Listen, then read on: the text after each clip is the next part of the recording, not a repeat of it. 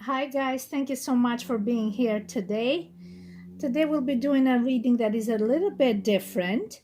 And I already just shuffled and I put all the cards and I skipped this part so we can save time. But it's going to be about this coming week, about hers or his feelings, about you, their fantasies, and also how they perceive you as a personality and what are the best features about you that they love about you and things like that. And I already just put the cards here. And then if we need to clarify something, we can get more cards if there's something that I feel like it's hard for me to to decipher. So let's start with the first one. What do they like about your personality? Okay. Okay, so let's put this here. So about your personality, we got the Five of Wands. Oh my gosh. Um, Let me think about this.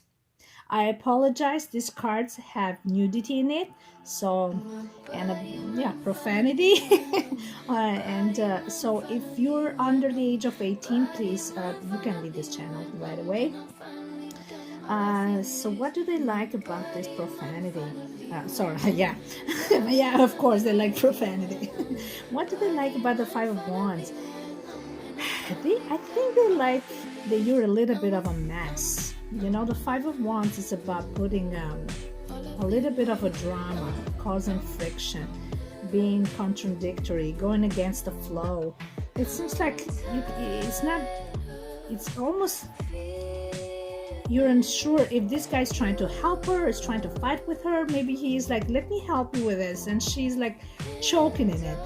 It almost describes this individual as someone that, you know what, somebody that goes through the aisles doing shopping and somehow, some way they get the shopping cart and they hit the whole section of the tuna cans and they all drop on the floor and God knows what happened, right? And maybe somebody who bruises themselves easily because they're a bit too distracted or careless, or so they see you as a bit of a total mess.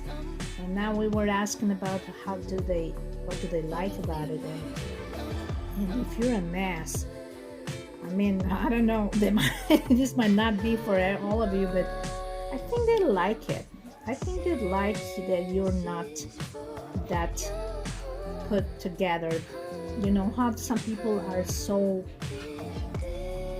in control of everything and so politically correct and so put together, so balanced or so perfect and so clean and so neat, and you know, she's like, oh my god, I'm so sorry about that.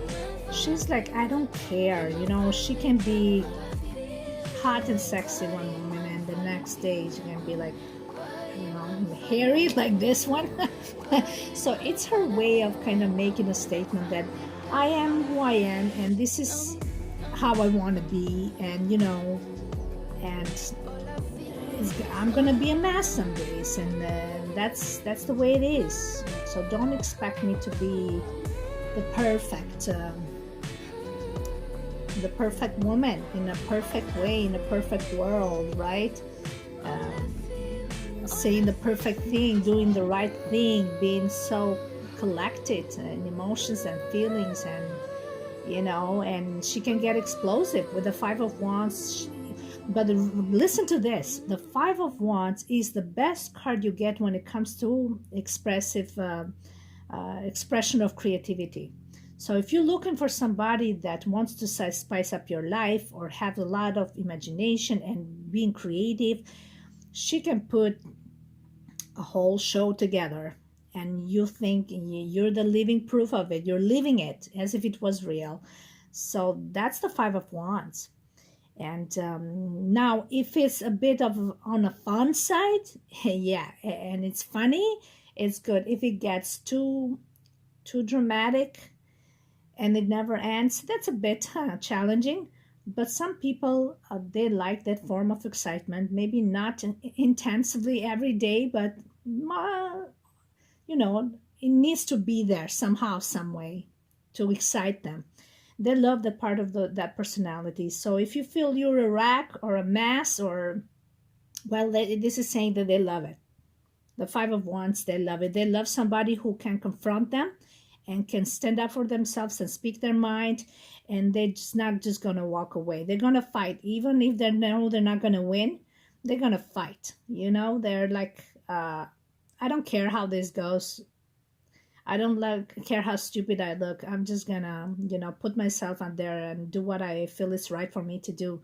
So kind of somebody who, not always looks for the shortcut, looks for always, trying to keep the balance and the peace and the compromising because in the name of peace. But sometimes you want happiness, but sometimes you want to be right. And this can also be a person that sometimes they would looking for to prove that they're right.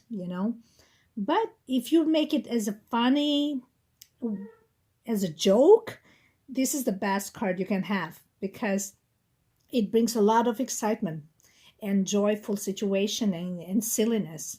So they love that messy personality about you. Okay, so what do they like about your overall appearance? Okay, it's over here. Your overall appearance, we have the Knight of Pentacles. Oh wow. It's funny how I'm getting these cards that it's hard to even define them. Okay, so the overall appearance of the Knight of Pentacles. Let me think about this a bit more carefully. Usually the Knight of Pentacles has the Venus in their chart. So here maybe it's might not depicted that well, but I've seen in some other cards that is the guy dressed with some jewelry, or it looks beautiful, but has no swords, no nothing that is like overprotective. Is the only knight that is not there to get defensive or to attack, or they just want to bring beauty. But most of the time it's seen as a knight that is immovable. So we're talking about appearance here. So how can you attract somebody without being movable? How can you attract somebody who you're just stuck there in one place? This is a Knight of Pentacle. So what I see they love that you express beauty in a certain way that has a certain mystery in it. So you either don't overexpose yourself, or there's something about you. When you say you do less, but it shows more, or there's something your presence alone exploits sexuality or sensuality. There's certain beauty that maybe you're a person, Knight of Pentacles is kind of simple guy and laid back, but somebody is always there looking for that person, the mystery guy or the mystery girl, or something about that person. You think, but she's not even all that. Like she is not all that sexy. She's not all that dolled up. She's not all that. So what about this person? The same with a man. He might be a bit of a timid guy, or a bit detached, or but yet you see in your eyes he's very attractive, maybe even very handsome. Yeah. So maybe that's the beauty that you see as a person, as appearance. There's a certain simplicity that is accentuated, but that radiates sensuality behind it. Or other times you can be very beautiful appearance, but with a certain reservation about it. So you know your confidence, you know your beauty, but you don't try to flaunt it in a way that, hey, look at me. There's always that sense of detachment, a bit of that. There's a tint of insecurity there. Okay, it's like this one, a total mess. A person who doesn't even know their beauty, they don't even know their sexuality, they don't even know. That's why. And sometimes men and women love that. They love that when you're not fully aware of how much worth it you are, or what a beautiful person you are. because you're looking always to look at the flaws, or probably you're even trying to hide all that because you don't want the attention. So you're like, I'd rather just avoid it altogether. I don't want nobody to start looking at me, analyzing me, how imperfect I am or how crazy I am, or I just, that's why I stay in the shadow. This is what the Knight of Pentacles does. And even here, like if I stick my head out, who knows what happened. So some people hate it because they cannot be like you from that perspective. But some people, like this person, they love it. They love it that there's fragility, and there's this sense of insecurity, and that radiates beauty. A man loves a woman who has all these elements of sexuality, sensuality, beauty, intelligence, but preserves that restrict themselves from completely exposing that side of them, or even they doubt themselves that they have those qualities, right? So I think they find that very attractive. Okay, when you when you don't even know your worth, they know, because it shows that first, you're not an arrogant person, you're not egocentric, you're not boastful, if I'm saying that correct. Yeah, it always shows that side of you that when you're a bit self-conscious, it's always going to put you in a place that so you know when to detach. Okay, so you don't always put yourself out there with all this big confidence. You can have confidence, but a person that really doesn't care about what people think, they don't care about throwing the big show, right? They just have fun with themselves or whatever, and that's part of your confidence, but maybe you don't even realize you have that. That's part of it. You can see all these qualities about yourself, but yet it's hard to recognize them. So they love that you're a bit timid, okay, and whoever you are, and but also you know your beauty, but you don't want to reveal it in a very obvious way. There's always that sense of mystery there. Okay, so what do they like about, what features, especially in the face, what do they like about you in the face? So let's get this guy here. Wow, we got the Queen of Pentacles. That's interesting. Let me get a closer look to this card. The Queen of Pentacles. I apologize for this card. They all have like the bushes there. I'm sorry. So what do they like about your face?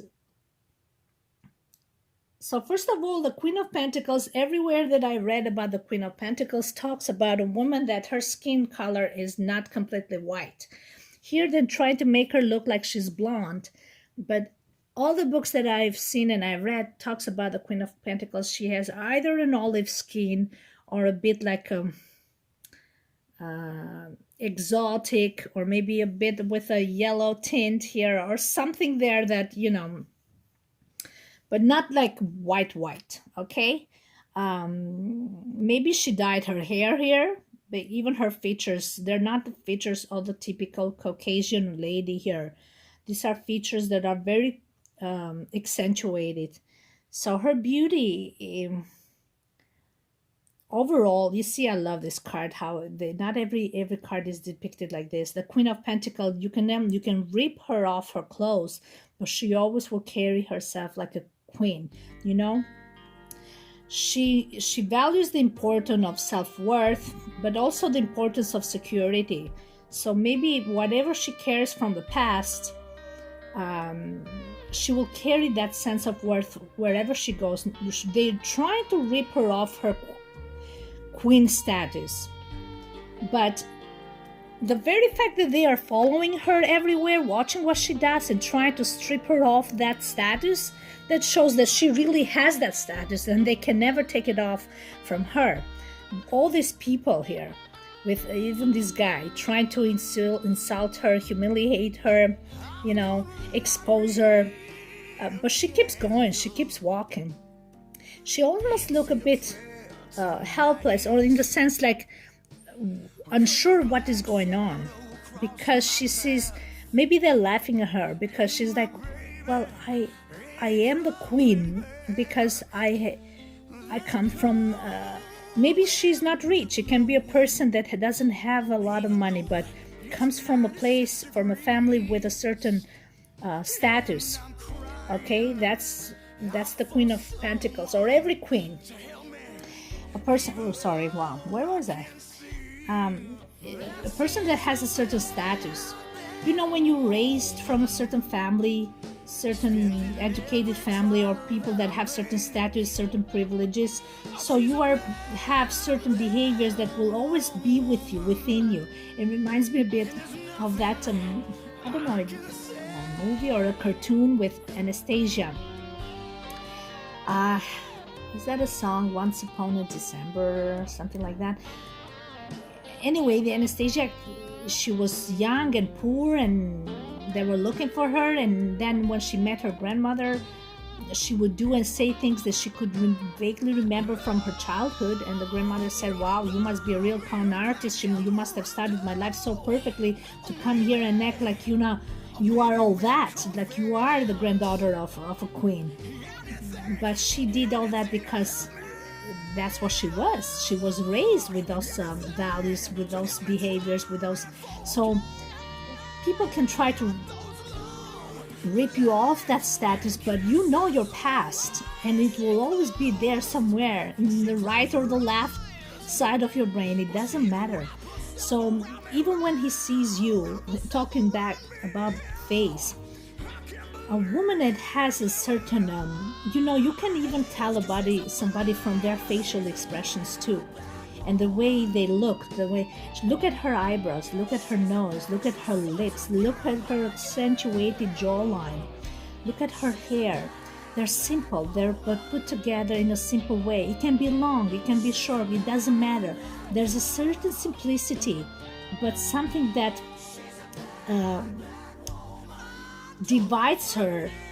separates her, from other people. And they just cannot put the finger on it. She has these features like the typical woman that has certain strong character, raised in a certain way that it imposes respect, or even kind of intimidating face. It's when you look at her, it almost looks like you're not from here.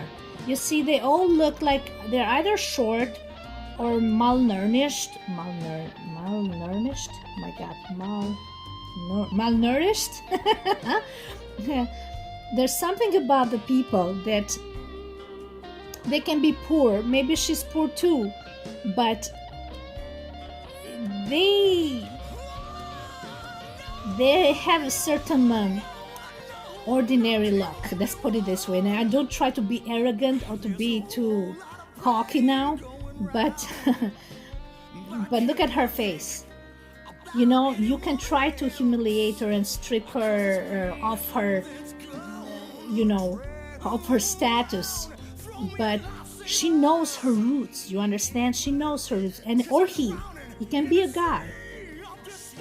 Okay, if people try, I've seen so many men in my life too, people that try to intimidate them and they devalue them, but there's something about them, the way they walk, the way they keep their body and the posture high, that they're different. You say, no, there's something about you, you're different, the way you look, the facial expressions. So those are small details, the way you talk, you can say so little, and you can be even confusing, but I've seen it so many times when somebody that is not native language, and when they start speaking and say something, they can say 2 or 3 sentences, but something that they're saying that proves that, okay, just because you're an immigrant doesn't mean you're an idiot.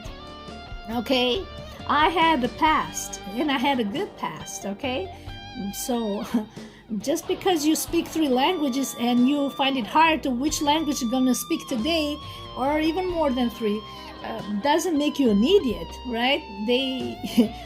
But people see that. People see the wow, well, she's so confusing because they think, oh, well, you speak, we got your accent here. You're not saying things well. I'm sorry, I speak more than one or two languages. Um, yeah, so there is something about her face. He definitely loves your face, your lips, your jawline, your nose, your eyebrows, your eyes, the shape of your eyes. There's that exotic look here. Okay, very deep, beautiful eyes. It almost to me looks like green or blue, but it can be any color. Um, he loves your hips. He loves your waist. He believes you got wider shoulders. You can have voluptuous breast or overall hourglass figure, body. You are on the curvy side. Very typical of Marilyn Monroe or Lauren.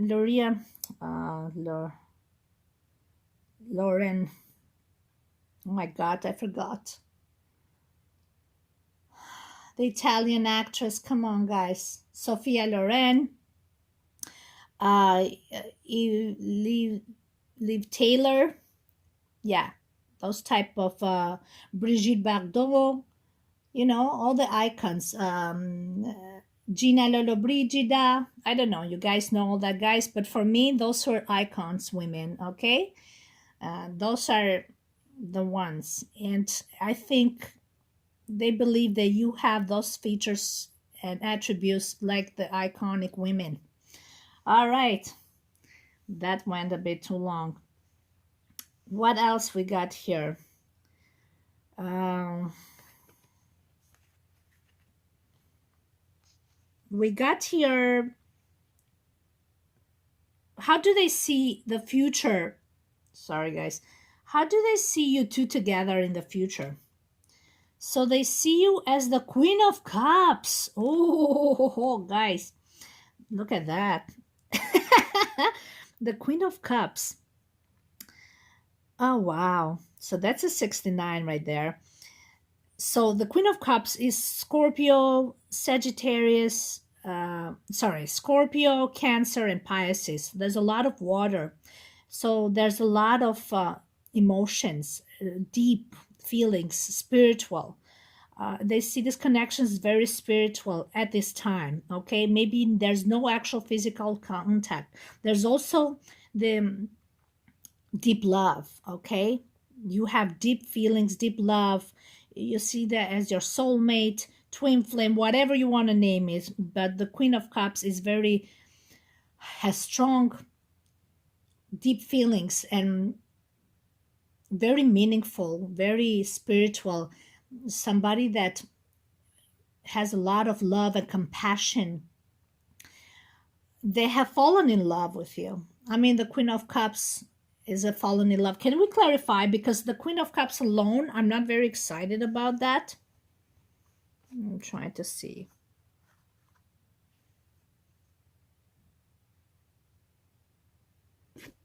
What can we say about the Queen of Cups? Deep love. How can we... Let's get a card here.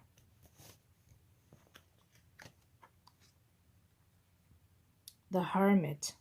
Wow, yeah. Right now, there's strong emotional connection here, but the Hermit is a lonely card, solitary. So I think you both are devoted to this connection on a spiritual realm. Maybe telepathically, you are very connected, but physically, you think about one another, but on separate ways. Hermit is number 9. It's about being alone. Okay, here is he is expected depicted like there's two people, but that's what nine of Hermit represents.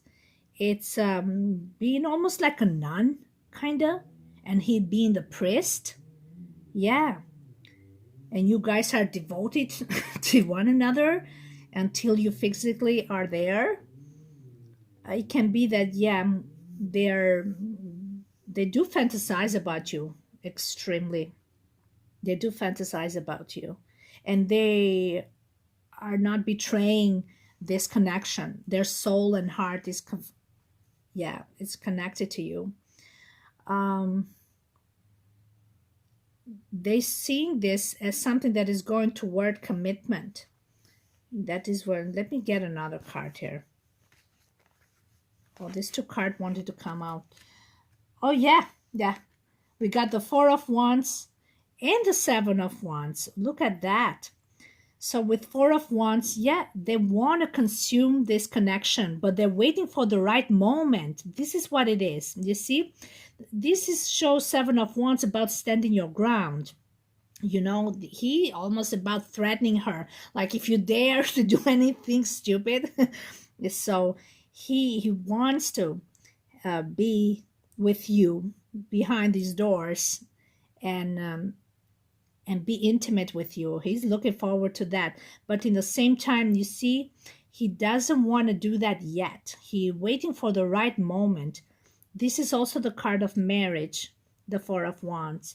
So that's why that's why he keeps it on a very esoteric or whatever, very spiritual level now, telepathic connection here on a 5D level, because he wants to do this right in the right moment.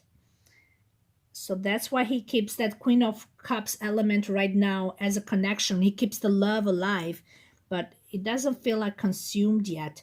So he keeps boundaries with the Four of Wands. He keeps pins it down and protects it. So when the right moment comes, you will be his, right? And you will surrender only to him. That is the idea behind this. Yeah, now that I'm thinking. All right. So now let's get this final card. What are their fantasies about you? And we got here, wow, the Magician. Look at that. I can't believe I got some good cards today. We got the Magician here. So this guy, wow, can't believe this is like manifestation of your dreams. The Magician fantasizes to do so many things with you. He can be a bit of the experimental type because the Magician, right? He got all those tools in his lab, and I hope he's not going to do anything with this tool, but you never know. The Magician, yeah, is manifestation of his dreams, ruled by the third house of Gemini. So yeah, he can be a bit experimental. If it's not, maybe he likes to play with some toys and stuff, or maybe do things in front of the mirror. Maybe, who knows, maybe a third party, maybe in their fantasies. It's a fantasy because the third house of Gemini, yeah, sometimes Gemini has that element, of thinking that way. But it's a fantasy, or maybe whatever you two decide to do together. There's a lot of toys here for sure with the Magician. Can you clarify a bit the Magician? I'm just trying to. Oh, let's get this one. Wow. The Four of Swords. What am I going to do with the Four of Swords? Where is it? Oh. The Four of Swords. Let me think about this. It's about, he wants to get restless with you. The Four of Swords is about being rest and rejuvenate, but he doesn't want to do that. The Magician, he constantly creates. He wants to have you and wants to do things with you. He doesn't want to rest. He doesn't want to sit around. So he's a very proactive person. Okay? Can you confirm this one again? Look, now we're talking with a strength card, right? This can be even a guy who likes to work out a lot, because strength is ruled by Leo. But he doesn't like rest. So he can be a sense of a restlessness here. If things are too much rest, he gets restless. So if you're a person that likes to stay active, or I don't know, mentally, physically, anything, and express your passions in different way, this is the guy. And with the magician, he fantasizes of being restless and exploring so many things with you and being all night long, doing things. With the strength card, sometimes he sees the card of lust. He likes that the bit like the Five of Wands here. He loves somebody who kind of can fight them back. You see, with the Five of Wands and the strength, there's a lot of fire here and passion, and there's somebody who's not lazy. Is not lazy to create, to fantasize, because by fantasizing in your head, then you know how to express it also when you're intimate with somebody. Okay, when you're lazy to even think about something or to fantasize something, that means you that's how you are in bed too, right? So you're looking for the easy out, the rest. Let's do this quick and rest. He said, no. Strength card is, you see, even when they do it, it almost feels like they're fighting. There's bit of a roughness. There's also a bit of insecurity. It's like she's fully naked here, giving herself to him completely, but also a bit of a defensive side here. You see, protective. But he puts her in the right place and keeps his head on the other side. He says, almost he's trying to say, listen, you gotta trust me. I'm not here to hurt you. Here, I let you have my sword. Take it. But I want you, and I love you, and I need you, and I want to make love to you. I'm not here to hurt you, right? You can take my sword, he's saying. So, but yes, they love a bit of that insecurity, a defensiveness when you're giving yourself, but there's also that sense of, you want a certain control. Maybe they love, because strength rules sun, which is masculine energy. Maybe they love that you're a bit masculine on that aspect. You're not the complete feminine energy, that you're very passive and just sits there, lays back, waiting for the man to do the job. You both are here in a difficult situation, that you both play a role in what you're doing, and not just one is the receiver and the other is the giver. You both can give and receive, and being proactive during the act, in their fantasies. Maybe they love a woman on top. Maybe they never thought they loved it. They wanted somebody who would just to sit there and they could experiment. But I feel with you, they feel they got that masculine energy that you want to show them too, that they can trust you too. And you're not there to hurt them either, but it's all part of this whole fantasy, when that causes that friction, causes attraction, right? With the Five of Wands. And that's how, you break up to make up type of things, but it doesn't have to be so melodramatic, of course, but that instills that level of excitement for sure. And you perform better in bed that way. That's so that's their fantasies about you guys. Oh my God, you got the Magician and the Strength card with the Five of Wands. So he is a restless guy, or her. So you both are in it for a lot of fun, that's for sure, with the Queen of Cups here. Woo boy. So good luck with that. It's going to be a lot of fun. So these are their fantasies. These are what they dream about you.